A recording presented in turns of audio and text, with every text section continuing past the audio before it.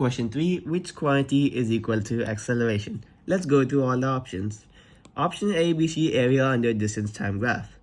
This actually, it hasn't even been covered in the syllabus, and it's not actually something we can notice. So if this is a distance time graph, this is the time and this is the distance, then what would be this area? We do not know as of this syllabus.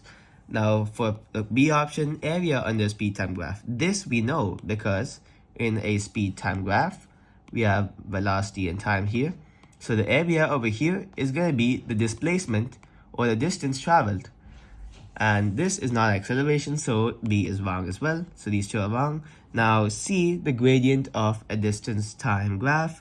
If we take a distance time graph here and we have distance here, time here, so the gradient and this is basically the derivative of distance, which is speed, but that's not acceleration, so that's wrong as well.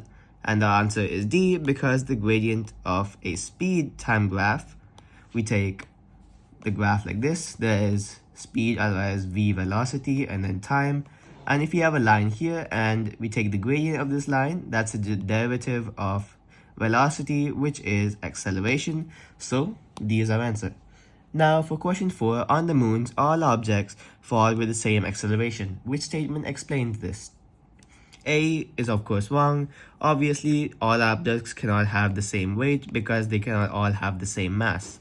Now for part B, the option B, the moon has a smaller gravitational field strength than the Earth. This is true, but then how does this explain the statement here?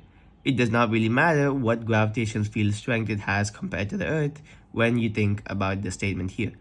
Now for option C, the object weight is directly proportional to its mass. We know that force is equal to mass times acceleration. So if acceleration is the same, that means these two have to be directly proportional because acceleration is a constant.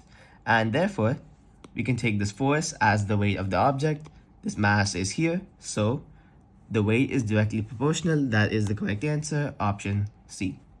And of course, D is wrong because the weight is not inversely proportional. We have F equals ma, and as I just said, if A is a constant, that means F is equal to a constant times m, which is the formula for direct proportion. So the answer is C.